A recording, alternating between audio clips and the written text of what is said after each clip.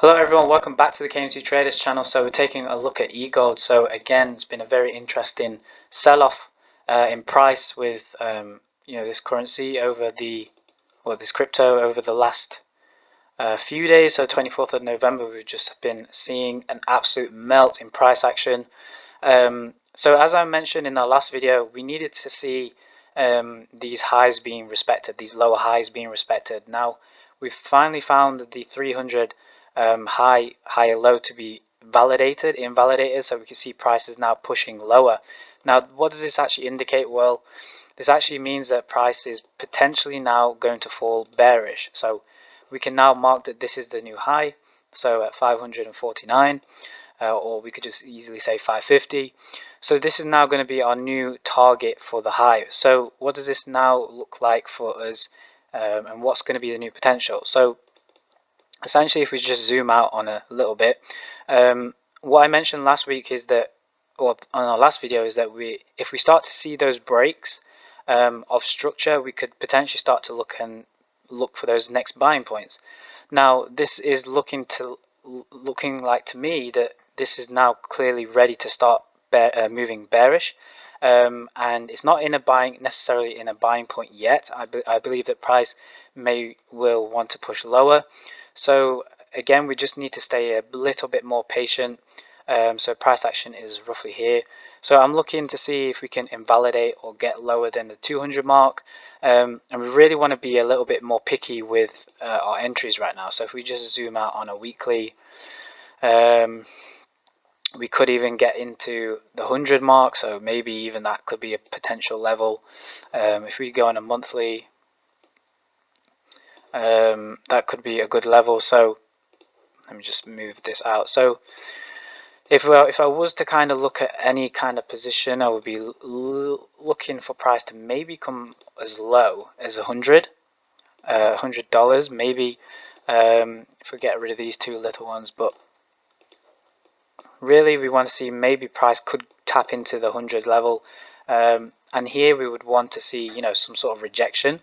Again, we're not anticipating price will definitely come here, but what we want to do is to keep an eye out of 175 and also the 100 mark, because if we start to see price completely shoot up, and also maybe break some structures along the way, it could be a very significant point. So I'm going to get rid of this red line here, because now we're going to play from the low here to the new high. So in the anticipation of this buy, what we're going to probably end up looking like is that price will, if we take it out on the weekly perspective, is that, zoom in again, is that price could look like this in the future. So drops lower, pushes higher, makes a huge rally, taps in into something like this. But again, this is going to be a very long time frame period.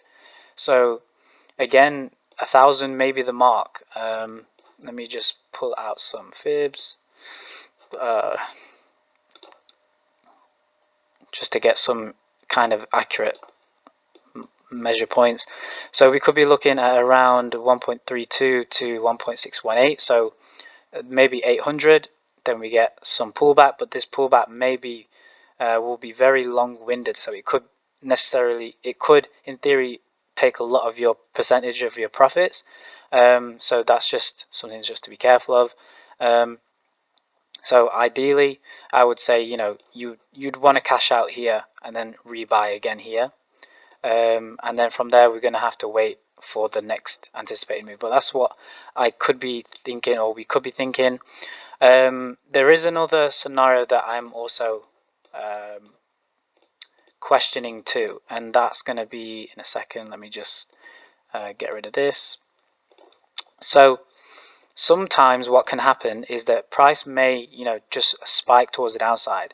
Now if that happens and we don't get any further moves lower and lower, what can actually happen is it starts to people who had bought this huge push up here, they start to sell off their orders, which means that there's a massive increase of demand towards the upside.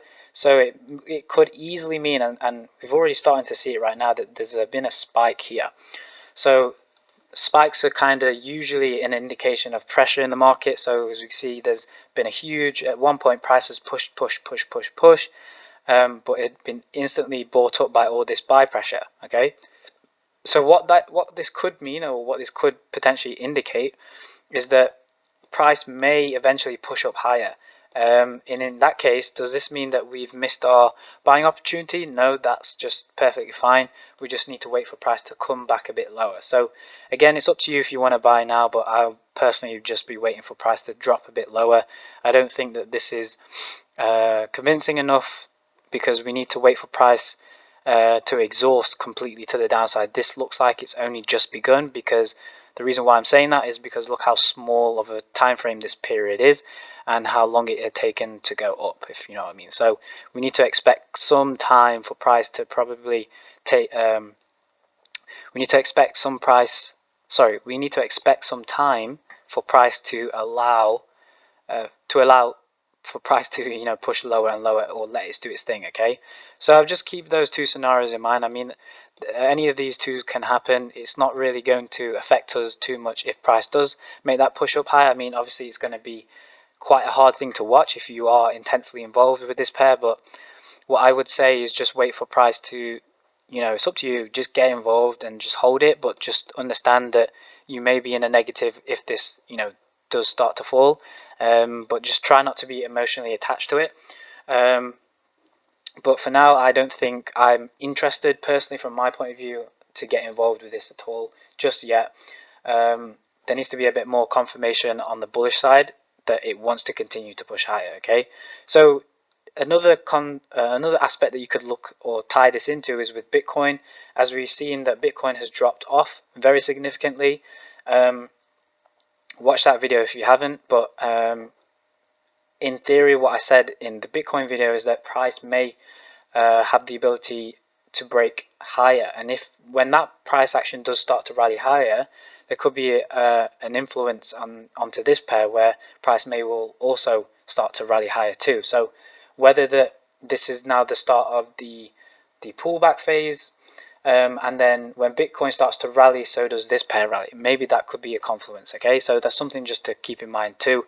But yeah, this is going to be kind of a long-waited thing, and this is where your nerves are going to be tested to not pull that buy trigger ever so early. But you can definitely do a cost dollar average, which means that you just put in some money, every time it makes a new significant low. Okay, so you might want to put some money when it drops lower here, and then if it goes up and then it drops down, maybe some here, goes up lower here. There's lots of different strategies out there, but again, that would be a very long-term perspective to take those trades. Okay, but yeah, I just wanted to wrap that up now. Okay, so again, if anything else happens, if we get the break above the high here, I will make an update video. If we start to break lower, just understand that we're just waiting for that shift in price action to be bullish, and that could be your key to jump into the markets. Okay, so that'll be all from us. If you did get any value from this video, feel free to leave a like, make sure you're subscribed,